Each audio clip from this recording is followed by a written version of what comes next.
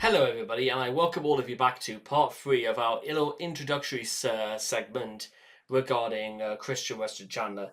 Now, what we're going to be discussing a little bit in today's article is the somewhat of the various aliases that Chris has used over the years. Now, the reason why this blends into the overall picture is that there are some baseline things about Chris that it's really important to get your head around from the very start.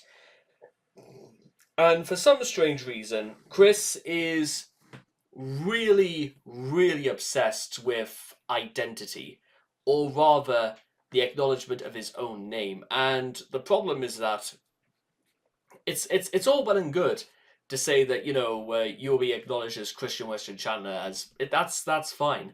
The problem is that Chris puts more effort into screaming his opinion out on the internet as opposed to taking command of anything else that might be slightly more important, which says a lot about what that possibly does later on in life. But let's not get ahead of ourselves. Call me by the real name that God and the bear has given me throughout my whole life. The current full name of Christian Weston Chandler, my first name being Christopher and my Spanish nickname being Ricardo, but in the end, just call me the full name Christian Weston Chandler. Chris on making demands of his imposter years before legally changing his name to Christine. So whether or not you want to say this actually mattered at all, which in the end nothing ever did, but it's just an example of the somewhat petulant nature of this, and Chris could have just done the whole thing by ignoring the whole ordeal, but apparently that's a little too much. Anyway, Christian Weston Chandler has a wide array of names he has given to himself. He was born Christopher Weston Chandler, but changed it to Christian at the behest of the mall conductor bear that misheard his name, which he interpreted as a sign from God. During the mid-2000s, Chris adopted the nickname Chris Chan, a play on his surname, and likely the Japanese honorific suffix Chan, which according to Wikipedia is used for young children, close friends, babies, grandparents, and sometimes female adolescents. Chris was definitely exposed to the honorific through anime shows such as Crayon Shin-chan and Super Milk-chan. Unusually, before his gender transition, Chris would often refer to himself by his full name, or if he was feeling especially formal, as Christopher Christian Weston Chandler. Confused? Well, for some reason he is unusually proud of his initials Quick and often incorporates them into his creations, and various puns on the word quick, including but not limited to Quickville, a quick audition, and quick dare, etc., etc. But before we get hung up on the fact that Chris can't technically spell quick, but shortly after declaring himself a transgender lesbian, Chris started introducing himself as Christine. In May of 2016, he successfully filed for another name change to Christine Weston Chandler. He then followed up by filing to alter the description for sex on his driver's license to female. He now signs his name with heart eyes. Court records refer to him as Christine Chandler, except for civil debt cases in which he hadn't updated his name change information with plaintiffs. This wiki, however, refers to him as Chris for the sake of consistency.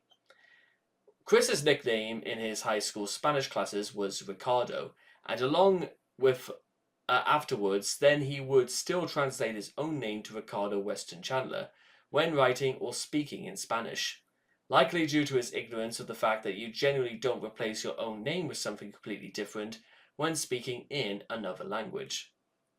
At times, he would go so far as to announce himself as Christopher Christian Ricardo Weston Chandler, or variants thereof, to identify himself precisely.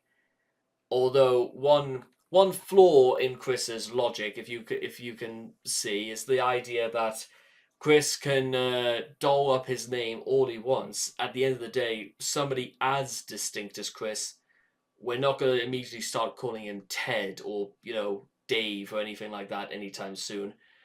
Yeah, and that's sort of the problem Chris may have possibly had. Because of Chris's notoriety, his infamy, there's no, even if Chris had changed his name to something completely different, to something, oh, I don't know, like say Jack or something like that, it's going to make Jack difference because Chris is still Chris on the inside at the very least. But again, if somebody actually sat Chris down and told him this, I don't particularly think he would listen.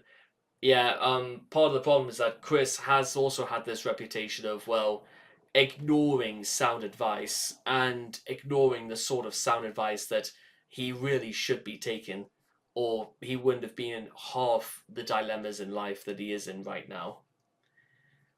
Which is ultimately his fault and really nobody else's. In recent times, Chris has foregone stating his middle name, former names, and Spanish nicknames in videos. For example, Chris has never come up with a feminine counterpart to his Ricardo nickname, or any other Spanish-sounding replacement. Occasionally, Chris would use the names of his characters to refer to himself, most notably his evil twin, Ratnuk Natsu Natsuk, which is just Christian Weston Chandler spelled backwards, and of course, Sonichu.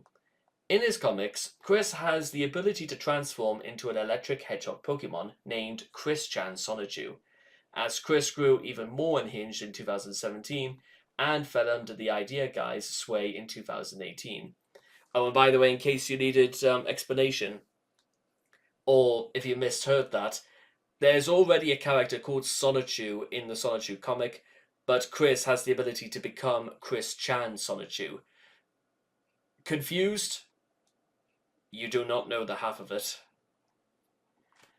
Anyway, under the Idea Guy's sway in 2018, he would conflate himself even further with his fantastic inventions to the point where he unofficially added Sonichu to the end of his name, although this is not recognized as his legal name change, unlike Christian or Christine in previous years.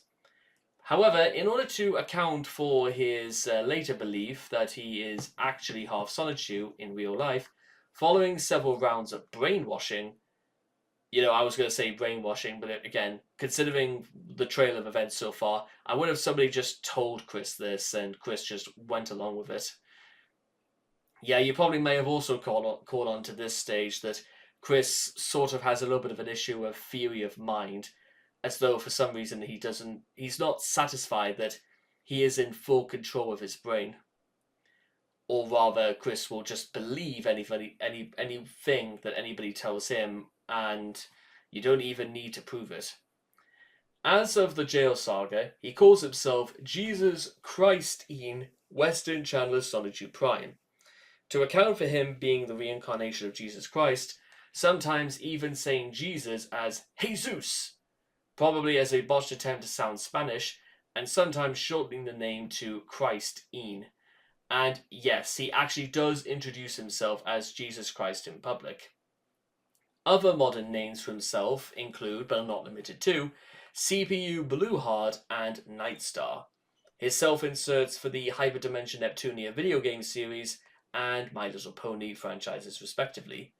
In contexts, when he wants to be especially grandiose, he might append his various fictional alter egos to his name, much as he would list his former names in the past.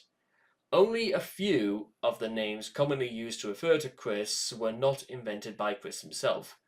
One of the most notable ones is Chrissy, popularized by Arjen van Dieterten. Oddly enough, however, trying to mockingly feminize Chris's name seemed to predict his eventual interest in cross-dressing and later interest in becoming transgender. Ian Brandon Anderson, on the other hand, which was derived from Chris's IBA Chandler YouTube account, was popularized by Liquid Chris, much to Chris's disgust.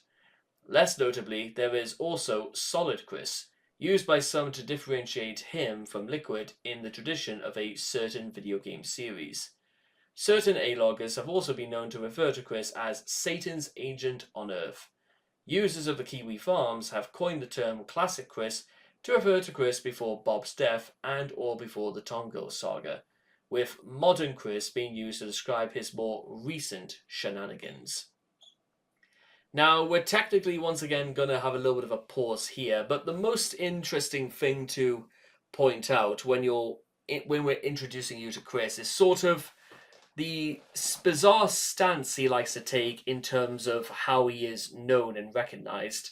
Because once again, what is the point of trying to establish, what your name is when, considering the things he does, it's going to be very, very hard to say he is somebody else. Apart from years later, when Chris suddenly decided he was the second coming and merely just takes it on board because, well, it's the only way it's the only way that can kind of keep Chris on the straight and narrow in terms of believing he is something special when in reality he is going nowhere fast. Some people like to imagine this level of coping is the only thing that would actually keep Chris from going completely insane. But considering that, again, nothing about this wanton change in identity or wanton change for respectability has done anything to actually encourage Chris to adhere to that kind of behavior. On the contrary, Chris has only become increasingly more